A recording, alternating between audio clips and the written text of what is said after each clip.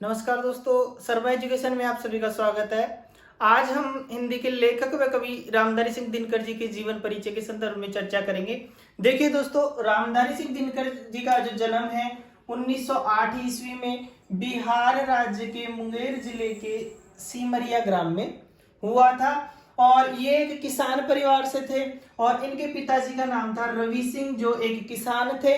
माताजी का नाम मनरूप देवी। ठीक है दोस्तों, अब अल्प आयु में ही इनके पिताजी का देहांत हो गया था और ये इन्होंने जो अपनी शिक्षा है पटना विश्वविद्यालय से बीए किया और पारिवारिक कारणों के कारण ये अपनी आगे की शिक्षा नहीं कर पाए और बीए तक पढ़ने के बाद इन्होंने ये नौकरी करने लग गए। ठीक है, कुछ समय तक ये प्रधानाचार्य के पद पर रहे। उसके बाद में बिहार विश्वविद्यालय के हिंदी विभाग के अध्यक्ष पद पर भी ये रहे।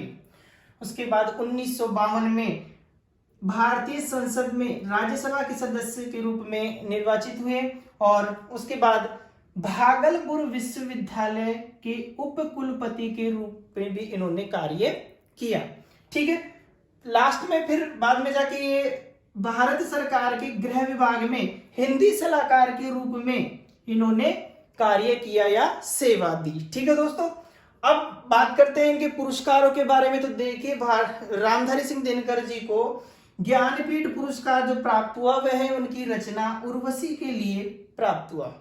ठीक है, इसके बाद में जहां भागलपुर विश्वविद्यालय में ये उप कुलपति के पद पर रहे उसी विश्वविद्यालय ने इन्हें डीलिट की उपाधि प्रदान की थी। ठीक है, भारत सरकार ने इन्हें पद्म भूषण से सम्मानित किया।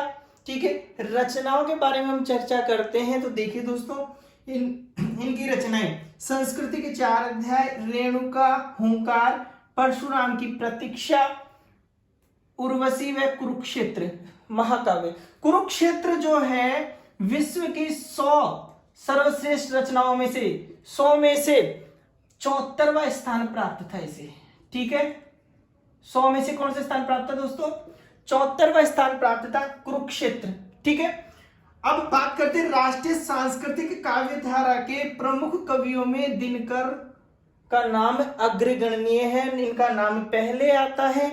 बात करें आगे मैथिली शरण गुप्त के बाद, मैथिली शरण गुप्त के बाद दिनकर जी जो है राष्ट्र कवि के रूप में जाने गए थे।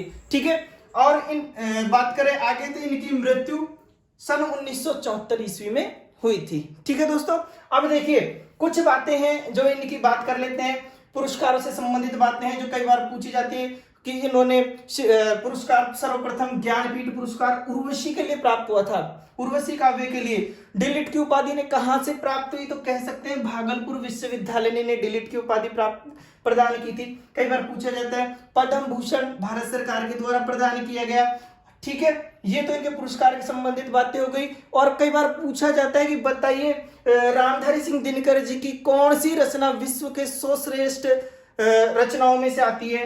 तो वो है कुरुक्षेत्र। ठीक है, हाँ ये बात हो गई। उसके बाद में मैथिली शरण जी के बाद में राष्ट्र कवि के रूप में किसे जाना जाता है? तो रामधारी सिंह दिनकर जी को। ये भी बात महत्वपूर्ण है। ठीक है दोस्तों, ये इनसे संबंधित कुछ जानकारियां थी। धन्यवाद।